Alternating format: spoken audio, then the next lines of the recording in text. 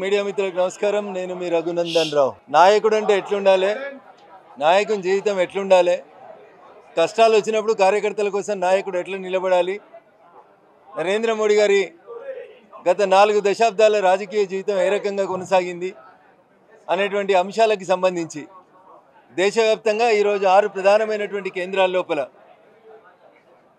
మాకు దేశమే ముఖ్యం, మిగతా అన్ని తర్వాత అనేటువంటి ఒక మంచి మెసేజ్ని ఇవ్వడం కోసం అని చెప్పి ఈరోజు భాగ్యనగరంలో ఏర్పాటు చేసినటువంటి ఈ కార్యక్రమానికి తరలి వస్తున్నటువంటి దేశభక్తులందరికీ కూడా ఈ సందర్భంగా శుభాకాంక్షలు, అభినందనలు తెలియజేస్తూ ఉన్నాను.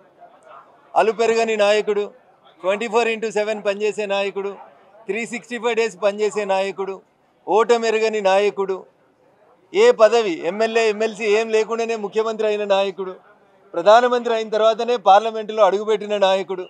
ఇట్లా మోడీ గారి గురించి రాయాలంటే, చెప్పాలంటే, రాస్తే రామాయణం, వింటే భాగవతం అంత గొప్పగా నరేంద్ర మోడీ గారి రాజకీయ జీవితం ఉంటుంది. ఈ దేశంలో దేశం కోసం బతికేటువంటి ఒక గొప్ప నాయకుడు గౌరవనీయులు నరేంద్ర మోడీ గారు.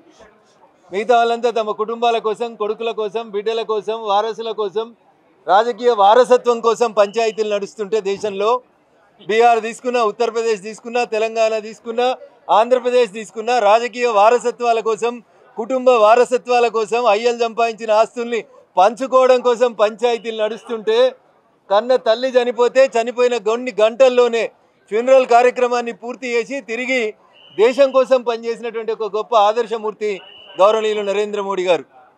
ప్రపంచంలో ఈ దేశం ఇచ్చింది, ఆ దేశం ఇచ్చింది కాదు, ప్రపంచంలో ఉన్నటువంటి అన్ని బహుమతులు ఇంక్లూడింగ్ నోబెల్ శాంతి బహుమతికి కూడా అర్హుడైనటువంటి నాయకుడు ఎవరైనా ఉన్నారు ప్రస్తుత సమకాలీన రాజకీయాల్లో అంటే అది నరేంద్ర మోడీ గారు తప్ప ఇంకొకరి కారు.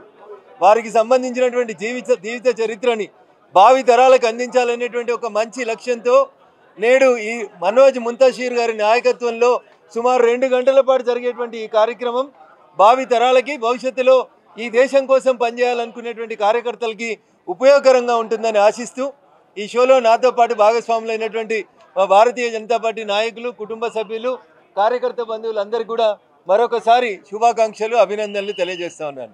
జై హింద్, జై భారత్, నరేంద్ర మోడీ గారి నాయకత్వం వర్ధిల్లాలి.